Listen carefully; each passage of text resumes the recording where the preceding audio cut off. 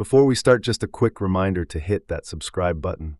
Only 2% are subscribed. At 1,000 subscribers, I'll be posting a special video. My thumb hovered, then I fired the breakup text. The whoosh hit like a door slamming shut. 3 dots blinked once, then died. I didn't breathe until the screen went flat.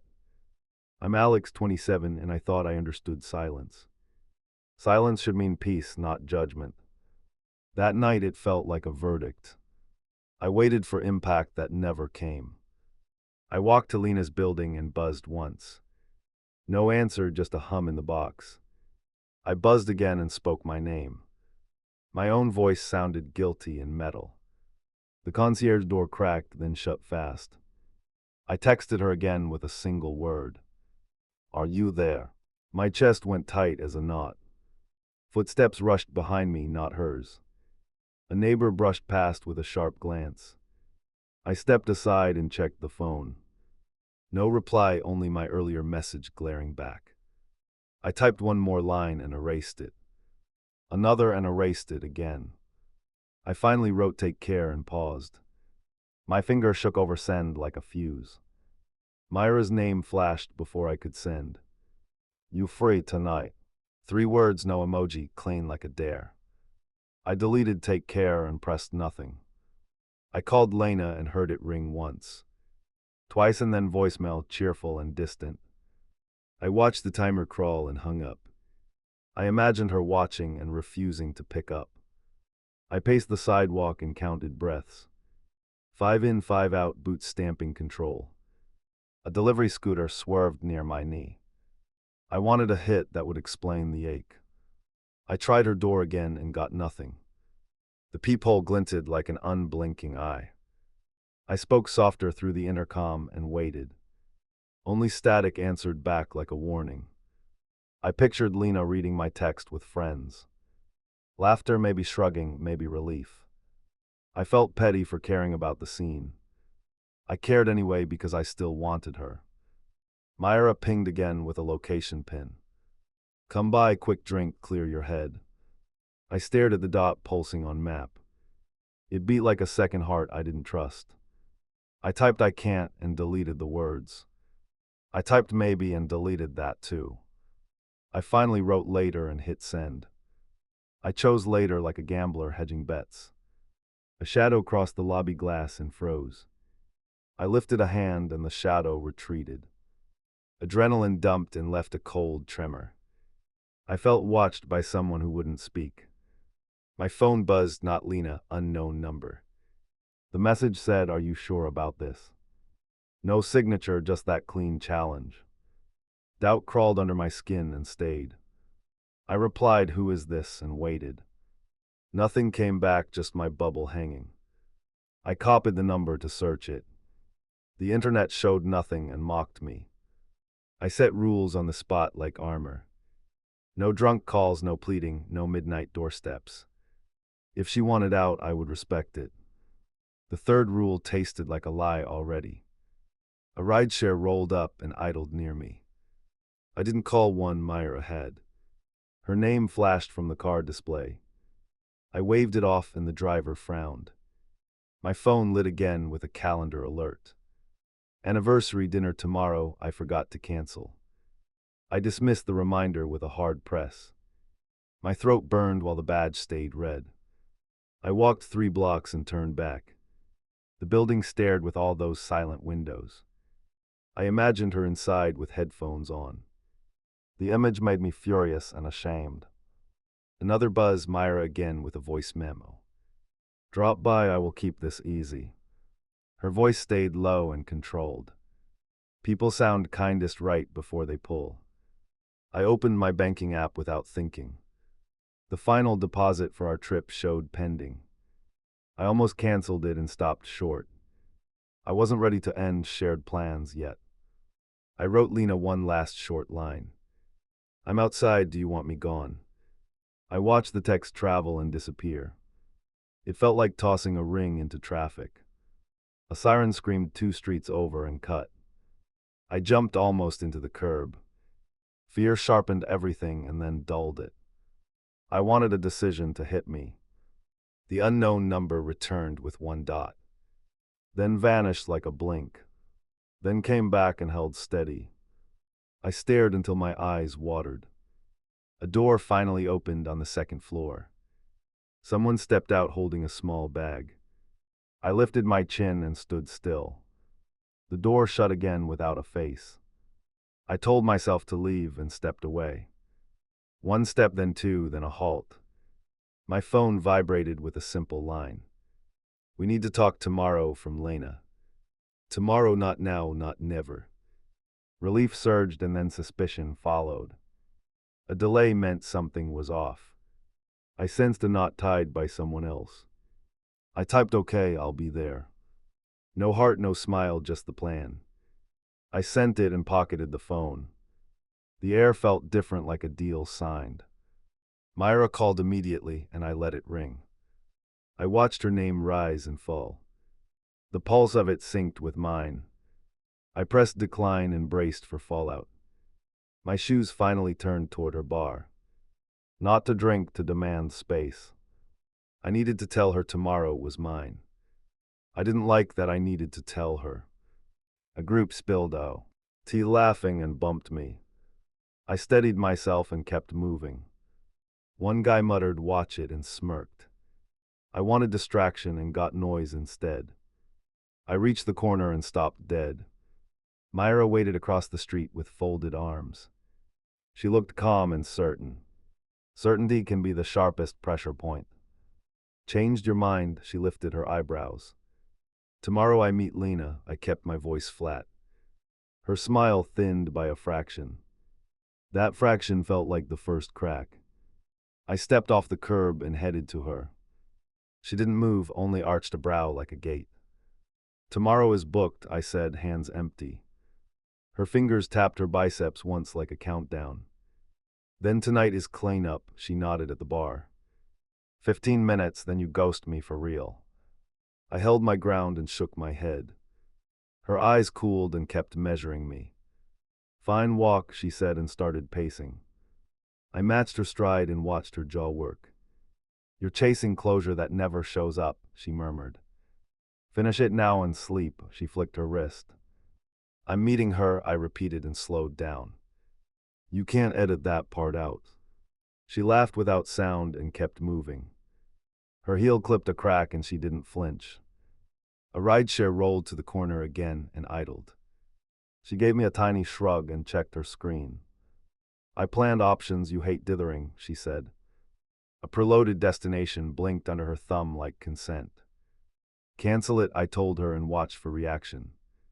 She cleared the car with one tap and looked back. "That earns you honesty," she breathed and faced me. "She asked me to monitor you tonight." The street felt narrower, but I didn't stop. "Monitor how?" I asked and kept my voice steady.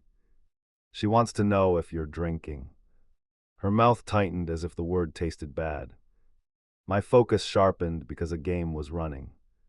"You two coordinated this after I left." Her shoulders lifted once and settled. She pinged me first and I answered. I glanced at her phone when it buzzed again. A bubble popped with a single period and vanished. Her thumb hovered and didn't touch the glass. "Wrong person," she muttered and locked it fast. "Was that her?" I asked and held her stare. She rolled her neck and let the silence sit. "Maybe," she said and started walking again. The rhythm between us turned tactical. We reached the alley that cut behind the block. She turned in without asking and kept a brisk pace. "I won't sabotage tomorrow," she said and slowed. "Trust me with one thing tonight." "What thing?" I asked and kept distance. "Send her a sentence now and freeze contact." Her hand opened like an offer for my phone. The alley swallowed the city noise and sharpened edges. I gripped my pocket and didn't hand it over. "I'll text from here while you watch." She nodded and stepped aside like a referee. "I want to see the wording," she added. I typed "meeting you at noon" and paused. She peered over and frowned with real displeasure. "Add we need truth, keep it firm." I added it and felt her breath steady. My screen pulsed with a read receipt after 3 beats. No reply came, just the quiet acknowledgement. I pocketed the device and faced Myra. You have your paws, now let me go. She blocked the exit with a casual line. One more task and I vanish, she promised. Her fingernail traced a line on the brick. Tell me you won't go home to Spiral. I'm going to sleep, I told her flat. Alone and sober and boring. She smirked at the last word and nodded. Give me your keys for the night. Not happening, I answered and took a step. She mirrored me and looked almost amused. You lose things when you brood, she said. I'm preventing a dawn regret. I pulled out the ring and held it tight. Inventory is intact and staying with me. She lifted both hands in surrender and smiled. Then let me walk you to your building. We reached the main street and waited together. She tilted her head and studied my face. You're doing this because doubt hurts more, she said. And because you smelled manipulation somewhere, not wrong. A cyclist cut between us and forced space. I felt relief at the sudden gap. She noticed and tucked her hair behind one ear. You really think she'll answer you tomorrow? I'm showing up regardless, I said and checked time. Waiting beats guessing tonight. She weighed that and finally lifted her chin. Then I'm done interfering for now. She handed me a folded napkin with a number. Use this if she bails, came out calm. I didn't take it and watched her reaction. She tucked it into my jacket anyway and patted once. Don't keep calling me, I added and stood firm. You turned helpful into pressure. Her lips pressed together and relaxed. I can switch off faster than you think. The rideshare from earlier looped back and braked. She walked to it and opened the door halfway. Text me after you meet her if you want. The if landed without weight and sty. LL lingered. I turned away and started toward my place. Steps felt counted and deliberate. Behind me the car door shut with a thud. Engines fade slower when you expect pursuit. Half a block later my phone lit again. No name, just digits I didn't recognize. Message read check the calendar for her new appointment. Another dot flickered and then nothing. I opened the calendar and saw a new block. Tomorrow shifted from noon to 11 sharp. No invite, just an entry created minutes ago. I stopped under a balcony and stared hard. I typed back who moved it and waited. The unknown sender replied with 3 words. Not me, her friend. My mouth went dry and stayed that way. I screenshotted the log and saved it twice. Trust needed proof because trust was blighting. I fired a question into the same thread. What name created that entry and when? Dots returned and held for a long stretch. Then a reply landed with a short code. A username I recognized from Myra's stories. The alley conversation reassembled itself like a trap. I turned on my heel without planning the turn. The bar sat 2 corners away and glowed. If this checked out, I would confront her. If it didn't, I would still be ready. A notification cut across the screen again. Entry deleted by organizer at 11:02. The block vanished like a card trick. Someone was scrubbing footprints and daring me to chase. I cut across traffic and went straight for the door. Her bouncer clocked me and shifted a shoulder wider. I'm here for Myra, I said and kept walking. He glanced at my hands and let me pass with a frown. She stood behind the counter arranging receipts like tiles. I stopped where she had to look up. Calendar stunt, I said and laid my phone down.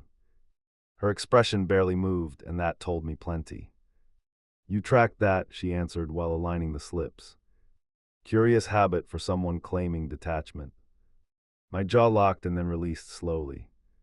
This ends tonight, I said and tapped the screen. A worker slid past us and pretended not to listen. Myra leaned closer until her hair brushed the bar. Proof or paranoia, she asked with a quiet grin. I opened the audit log and watched her pupils tighten. She tried to take the phone and I pulled back. Don't touch it, I said and stepped sideways. Her mouth twitched and settled into control.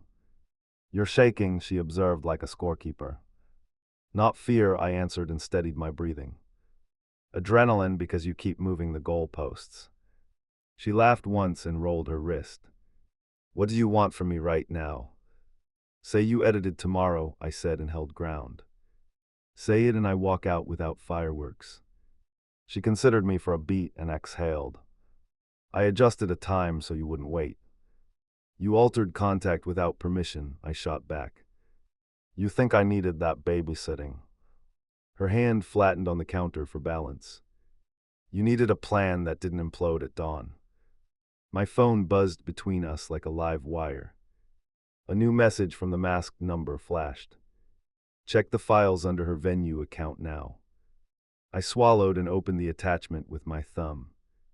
The screenshot showed a shared login history.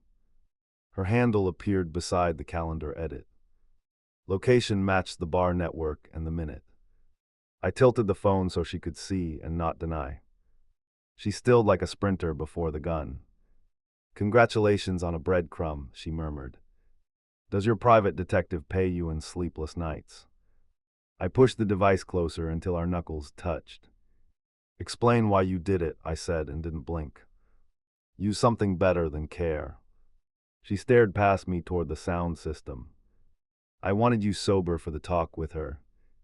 You could have texted that like a human, I answered.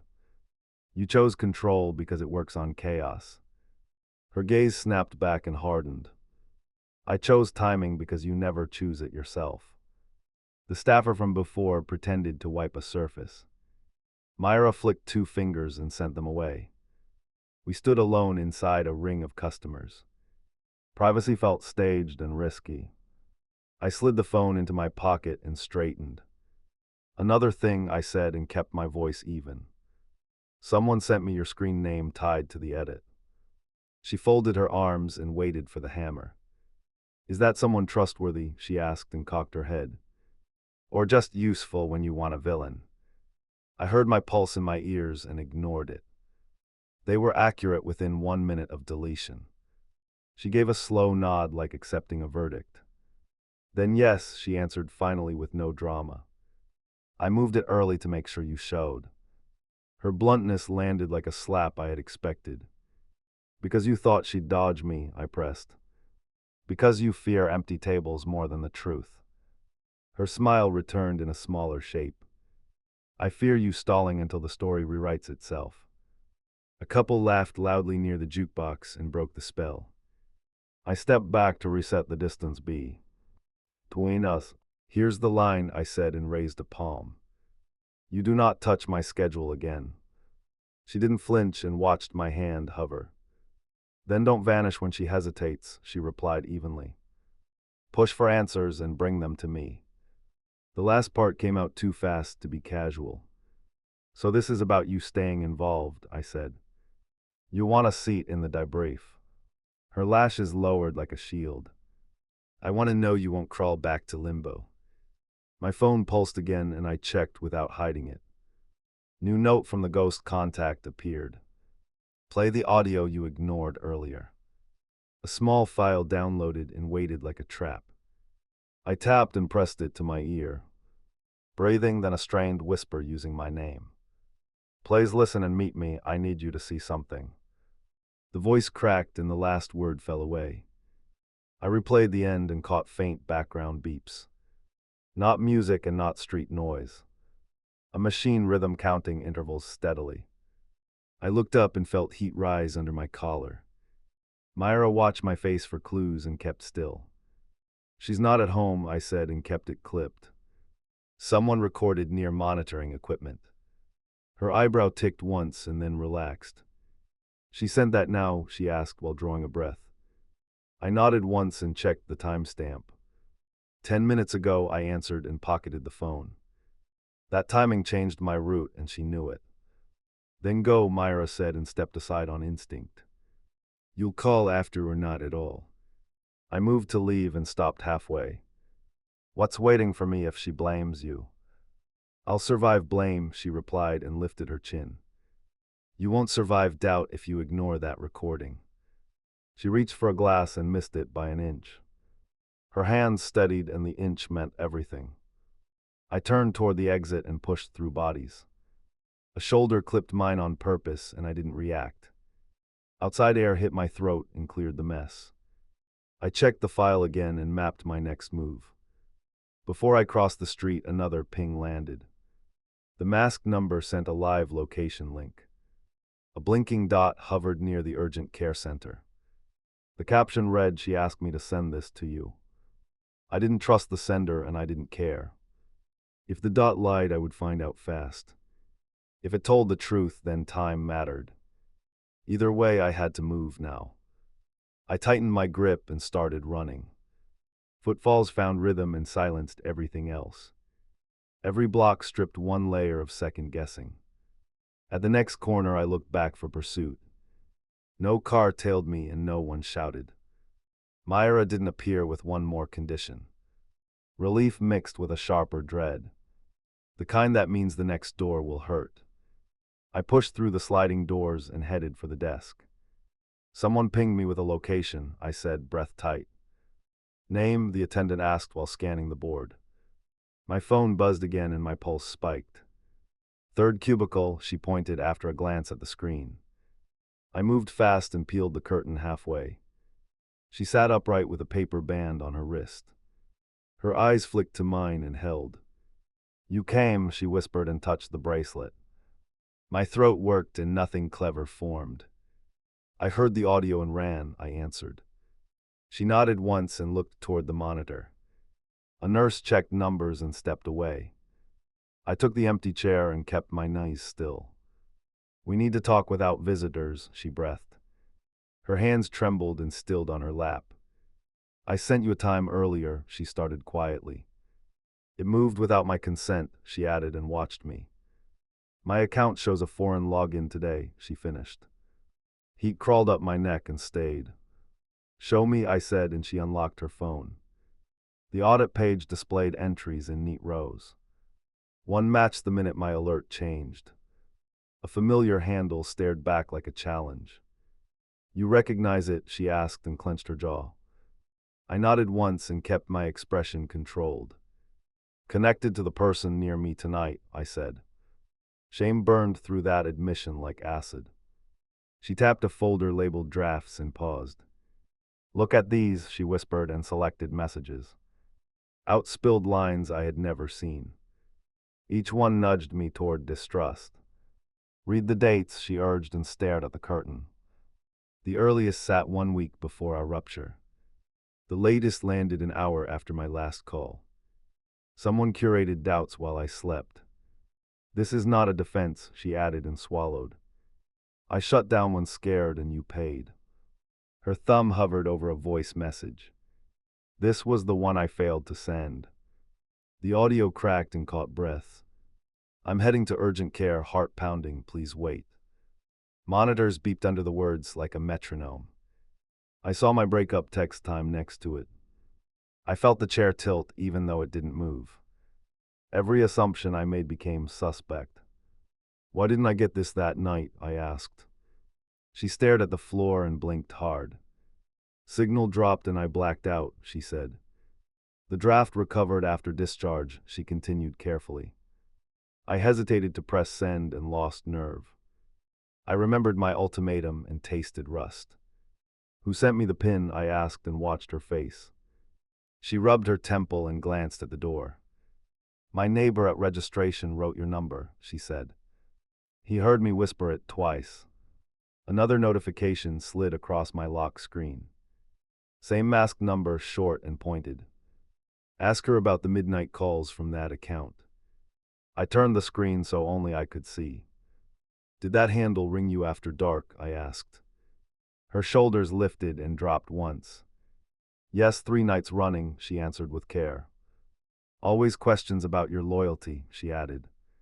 The nurse returned with a clipboard and paused. 5 minutes more," she said and checked vitals. We waited while the cuff hissed around her arm. The numbers stabilized and gave us a window. "I should have fought harder," I forced out. That text was a hammer when a door needed knocking. She exhaled and stared at the bracelet. "We still have to face what broke," she said. "I will meet you tomorrow and clear the fog," I promised. No interference and no third parties, I added. She nodded and slid her phone toward me again. One last piece before you go, she murmured. A hidden photo album opened with locked thumbnails. She keyed a code and handed it back. The shots showed screen captures I never sent. Someone forwarded my private drafts to her inbox. Where did those come from? I asked and leaned closer. They arrived from a relay with that same handle, she answered. Half sentences and clipped thoughts and angry practice lines. I recognized my words and felt cold anger rise. I wrote these and never sent them, I managed quietly. So your source read over my shoulder somehow. She watched my fists curl without telling me to relax. I learned something dangerous about access. The curtain shifted as footsteps halted, then moved on. We waited until the sound faded down the hall. Will you confront her tonight? She asked without blinking. I pictured the bar and measured risks. I already confronted her once and got partials, I said. Now I have evidence she cannot spin. I stood and felt the weight land evenly. Tomorrow at 11 is still ours. Bring proof if you want me to try, she answered. I'm not here to replay the same loop. Her fingers found the bracelet again and steadied. I need boundaries and clear calls. I reached into my pocket and placed the ring between us. It leaves with me now and returns only by agreement, I said. She studied it without touching it. A monitor ticked once like punctuation. The nurse raised the curtain with an efficient gesture. Visiting minute S over, she announced and stepped aside. I backed toward the corridor and held her gaze. Tomorrow, I repeated as a vow and a test. I hit the hallway and checked my messages. The masked number had nothing new waiting. I typed stop contacting me and pressed send. The thread stayed quiet, which worried me more. Outside, my legs wanted to sprint back to the bar. I forced a slower pace and called a cab. On the ride, I organized screenshots by time. Anger turned into structure, and that helped. I saved duplicate copies to a cloud folder. Paranoia felt smart after what I saw. I shared the album to a fresh address. Proof would not vanish on a whim. Another ping arrived with a single line. You're almost there, do not show your hand yet. I blocked the contact and set the phone down. My plan needed calm more than heat. The driver glanced back in the mirror and asked destination. I gave the address of my place and leaned back. I rehearsed what I would say to her tomorrow. Every sentence ended with a question mark. I reached my door and the lock turned before I touched it. Myra leaned on the frame with calm posture. You beat me here, I said, and kept distance. She smiled like this was our routine and not a breach. Needed privacy, she said, and walked inside first. I closed the door and pocketed my phone. You edited my meeting and scraped my drafts. Her shoulders stiffened like wire pulled taut. Stop accusing and start proving, she replied and sat. I placed the screenshots on the table one by one. Your handle, your network, exact minute, I counted. Her jaw clenched and then relaxed with effort. That account is shared, she tried and crossed her legs. Plenty of people touch those systems nightly. I lifted my camera and hit record. Tell that again while looking at me. She blinked and stared at the lens without flinching. Turn it off, she demanded and reached forward. I stepped back and kept it steady. You wanted control, now the record keeps it. Her phone vibrated on the counter and lit up. She face downed it and folded her arms. What do you want tonight? She asked coolly. Confession or cooperation, I answered and waited. Cooperation pays faster, she said with a small laugh. Confession feeds your ego and burns us both. Send one text to her from your number, I said. Say you interfered with timing and messages. She stood and paced once across the rug. No, she said and stopped by the window. You will weaponize it and never speak to me again. That already happened, I said and raised the phone. She looked tired for the first time all week. You were spiraling, she murmured and rubbed her brow. I kept you pointed at answers, not fantasies. You did it by stealing choices, I answered flat. The masked contact pinged me with a new file. Video clip 30 seconds, labeled office camera. I pressed play with sound low. Myra leaned over a laptop in an empty room. She watched herself on my screen and went still. The clip showed the calendar page, then my drafts folder. Her fingers moved with speed and confidence. She reached for the speaker and I closed my fist. I can explain context, she started and swallowed hard. Context means intent, I said and watched her tremble. You wanted me unattached before the talk. She exhaled and stopped pretending otherwise. Yes, she said and faced me fully. She freezes when pressed and then you crumble. I chose pressure to keep tomorrow alive. Her voice softened and the softness frightened me. Call her now, I said and unlocked speaker. Say your part in simple words. Myra lifted her chin like bracing for a hit. Put it on video, she added and didn't blink. I dialed and placed the phone between us. Ring, ring, then voicemail opened with a tone. Myra waited 2 beats and spoke cleanly. I altered schedules and pushed messages across apps. She paused and looked at me for approval. I did it to control outcome and keep him focused. My chest tightened and stayed tight. Send that recording to her, I said without moving. I will forward it, she answered and tapped forward. A share sheet flashed and she chose the contact. Message left our device with a swoop. Proof existed beyond this room, and that mattered.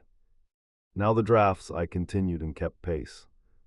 You mirrored my notes from somewhere near me. Her eyes flicked to the ceiling and back. You saved them in auto backup during our calls. How did you access that? I asked and stepped closer. She bit her lip and chose her words carefully. You synced once on my Wi-Fi and never unsynced. That is intrusion, I said and recorded the admission. She reached for my wrist and missed by inches. Stop filming and I will give you more, she offered. Give it while I film or not at all. Her hand fell and her breathing quickened. She walked to the sink and splashed water on her face. I stayed where I was and watched her regroup. I can name the relay that forwarded your drafts. Her voice steadied as if trading cards. Name it, I said and lifted brows. She dictated a short alias and the service. I typed every letter and saved it twice. Anxiety dulled into grim focus and stayed there. Check your email, she continued and leaned back. A notice arrived tonight about unfamiliar sessions. I opened the inbox and saw the alert. Time matched her clip exactly and killed any doubt. You'll take this to her tomorrow, she said. You'll tell her I forced structure and nothing else. No, I answered and shook my head once. I'll tell her you engineered outcomes for yourself. Outcomes for both of us, she countered and stood straighter. You hate uncertainty more than you admit. I hate being piloted without consent, I responded. The air between us felt rigid and brittle. My phone flashed with a new thread from Lena. I received the voicemail and the file. A second message followed with a short directive. Meet me at 11 and bring everything. Myra watched the texts arrive and nodded slowly. That buys me one last ask, she said. Cut me out cleanly, no public shaming. You're thinking optics while I'm rebuilding trust. She drew closer and stopped within arm's reach. Let me fix one last thing tonight. Her palm opened toward my device. Give me 5 minutes to lock the relay. I weighed the risk and saw an opening. You will lock it on my screen, I agreed. Every step on camera, I added and held steady. She exhaled and accepted the terms. We connected to the account and reached the panel. She typed commands without hesitation and confirmed deletions. Recovery codes regenerated and logged out other machines. I filmed each prompt and saved files in duplicates. Done, she murmured and backed away from the keyboard. You will still think the worst in the morning. I will think in facts, I answered and lowered the phone. Facts cut slower than fear but cut deeper. She looked toward the door like calculating escape. Will you come back after tomorrow? She asked softly. Her voice carried more worry than defiance. That worry made me uneasy. No, I said and felt the truth land. Even if she walks, this stops here. Her eyelids fluttered once and steadied. Consequences finally reached the room. She grabbed her coat and set it on the chair. I won't text you tonight, she promised without emotion. You'll have silence to think before impact. Silence felt earned and cruel. I opened the door and held it wide. She brushed past me and halted in the hallway. You recorded me for safety, she observed. I recorded you because I know myself. She nodded once and started toward the stairs. Halfway down, she looked back over the rail. You'll wish you had met me first, she said. Her smile vanished before I could answer. I locked up and set everything on the table. I organized folders by source and timestamp. I labeled the confession clip and stored it offline. Tomorrow needed clarity more than rage. A final alert popped with a red badge. New login attempt blocked on the relay. Origin unknown and retried twice. Someone else had keys I hadn't seen yet. I backed up the bundle to a clean drive. I texted Lena one line about the new alert. She replied with short instructions and an address. Not her place, neutral ground with witnesses. Sleep did not arrive and I didn't chase it. I practiced questions with pauses for answers. Each pause ended on a blade edge. Dawn would bring either repair or ashes. I arrived early and placed the folder on the table. Two staffers lingered near the counter like quiet referees. My phone rested face up and on airplane mode. I wanted no surprise edits while we talked. She walked in with a steady breath and a nod. We sat without small talk and fixed our focus. I listened to the message again, she began. The timing matches your screenshots and the log. I brought her confession in the audit trail, I said. I slid the clips across and watched her eyes track. She pressed play on the first video and leaned forward. Myra admitted the calendar change without hedging. The second clip showed my drafts mirrored in real time. My jaw clenched and I relaxed it on purpose. I saved duplicates already, I added calmly. No one can erase this from a distance. She pinched the bridge of her nose and inhaled. I want two answers now, she said quietly. Did you ever agree with her plan? No, I answered and kept my voice even. Second, she continued and tapped the folder. Were you with her again after that recording? Yes, to secure the relay and record the steps. My throat tightened and I let the feeling pass. A staffer refilled the water and retreated. We waited until his steps faded from earshot. She pulled a printed sheet from her bag. Phone records from the week you withdrew. She slid them over and watched me scan. Unknown number matched the masked contact exactly. Calls stacked around midnight over 3 nights. Her eyes tracked my expression for tremors. I didn't answer those, she said and flexed her fingers. I froze and watched the screen until it stopped. I believed the bait and doubted my own memory. Her shoulders dropped like muscle surrender. You believing the bait was the point, I said. I believed it too and struck first. The hammer text, she muttered and looked away. We both stared at that moment and let it sting. I need boundaries that cannot be moved, she stated. Separate passwords and no shared networks, she added. Weekly check-ins with proof when trust wobbles. I nodded because structure was oxygen now. You also need my apology attached to behavior, I said. I will ask before acting under fear. I will not outsource decisions to whoever pushes hardest. The words felt heavy and correct. She looked at the folder and then at me. You want to try again, she asked without blinking. I want to try slow and transparent, I said. No more secret nudges from anyone. Then start by blocking that relay account, she said. Do it here while I watch the steps. I turned off airplane mode and opened the security panel. She tracked each tap and checked the confirmations. A new alert flashed with an attempted login. Different device, same service, fresh try. She reached across and touched my wrist briefly. Finish it now, B. 4 they pivot. I revoked tokens and rotated every key. Backup codes regenerated and I wrote them down. She photographed the list to hold me accountable. The rules begin with this, she said. Another vibration landed with a short text. Unknown number again with one ruthless line. You will crawl back when she stalls. I showed her the message and waited.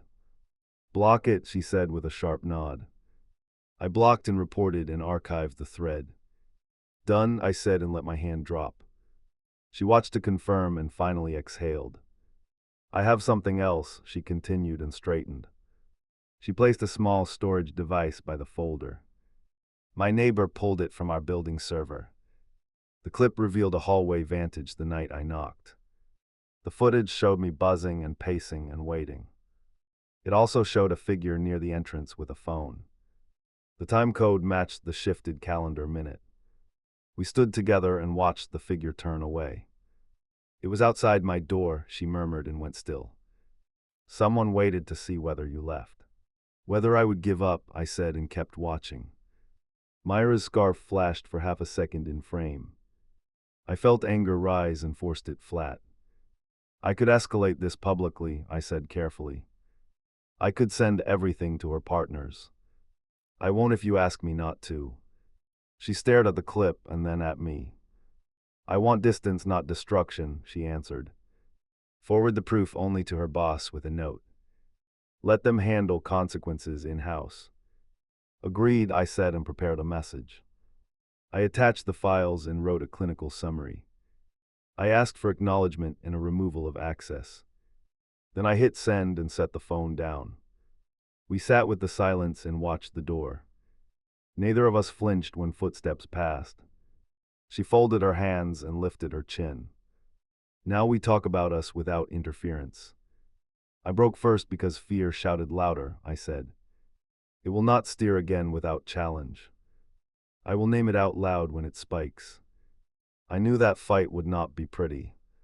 She nodded once and held my gaze. I shut down under pressure and vanished from view, she said. I will tell you when the spiral starts early. I will not punish you with quiet. I pointed to the ring sealed in the envelope. This stays out until we show 6 months of clean. No rushed reunions, no grand gestures, measured steps. Her eyes flicked to it and back to mine. I can live with that timeline, she replied. I want consistency more than a fast fix. We check in every Friday and log it, she added. I felt relief mix with caution and hold. The staffer returned and hovered in the corner. We have 10 minutes left, he announced gently. After that, another group needs the table. We both thanked him and returned to the work. I will not speak to Myra again, I said. I blocked her and documented the intrusion. If she reaches out, I forward it to you.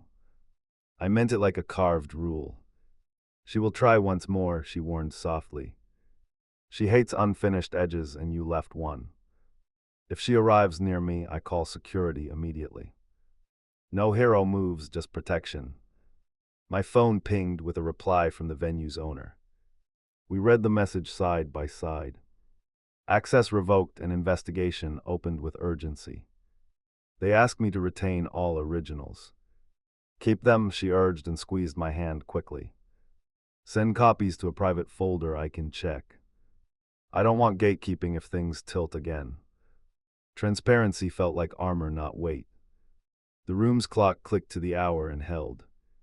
We stood and packed without delay. I opened the door and let her walk ahead. Outside we paused like runners at a line. Do we leave together? I asked and searched her face. We leave separately and meet tonight for a call, she answered. 20 minutes only and no rehashing. Boundaries sharpen our path like rails. She started toward the crosswalk and didn't look back. I watched her posture settle into resolve. I turned the other direction and flagged a ride. Space felt earned rather than forced. Halfway home, the block number tried again and failed. A final bounce notification popped up and vanished. I didn't screenshot it and felt that as growth. Let the ghost starve without my attention. I reached my building and climbed the stairs slow. I placed the envelope inside the safe and shut it.